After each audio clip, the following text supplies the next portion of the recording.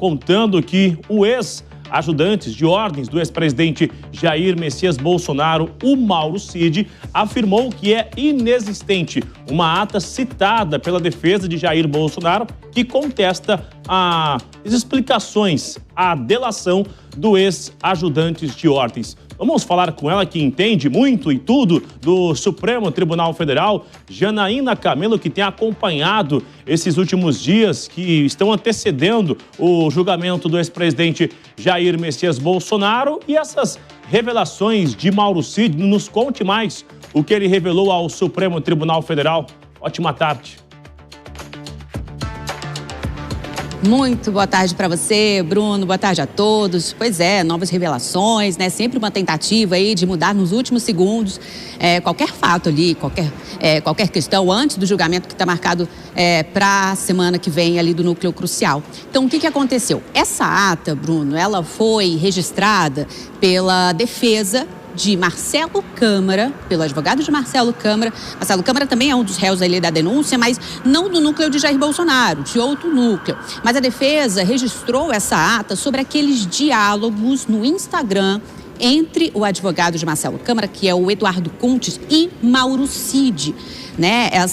Esse diálogo aconteceu bem depois que Mauro Cid já tinha afirmado a delação premiada, foi entendido ali pela Polícia Federal, porque foi descoberta só depois. Essas conversas foram descobertas só depois e foram entendidas ali pela Polícia Federal como uma forma de tentar manipular a delação premiada. Então, Marcelo Câmara, o advogado de Marcelo Câmara, disse que registrou essa ata, uma ata notarial, registrou em cartório, num cartório específico de São Paulo, e isso na tentativa de eximir ele de qualquer culpa de ter tentado manipular a delação premiada.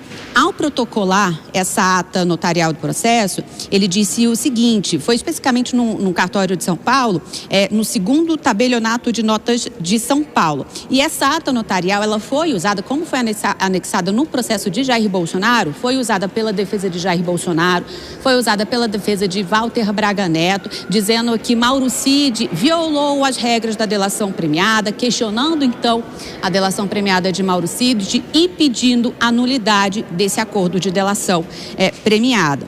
Então agora veio a defesa de Mauro Cid dizer o seguinte: olha, não existe nenhuma ata notarial lavrada em cartório, porque a defesa procurou esse tabelionato e verificou ali, certificou de que não foi lavrada nenhuma ata na data em que Eduardo Kuntes disse que registrou, nem no nome de Eduardo Kuntes e nenhuma outra data, né? Eduardo Kuntes disse que registrou essa ata notarial em cartório em março do ano passado, exatamente no dia 23 de março do ano passado.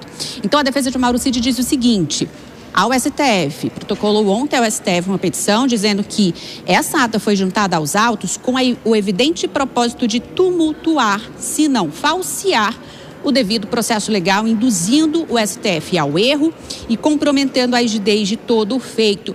Porque, Bruno, só lembrando que nas manifestações finais da acusação da Procuradoria-Geral da República, a PGR defende que Mauro Cid não tenha um perdão judicial, defende que sejam reduzidos todos os benefícios por conta do acordo de delação premiada, e isso em razão, segundo a PGR, de que Mauro Cid teria omitido fatos novos durante a delação premiada.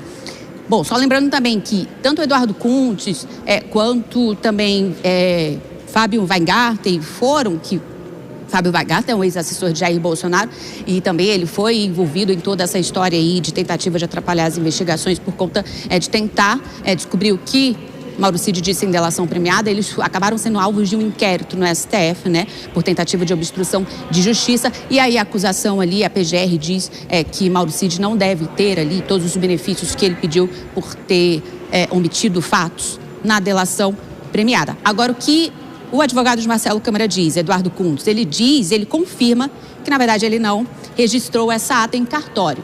Diz que foi apenas uma minuta da ata.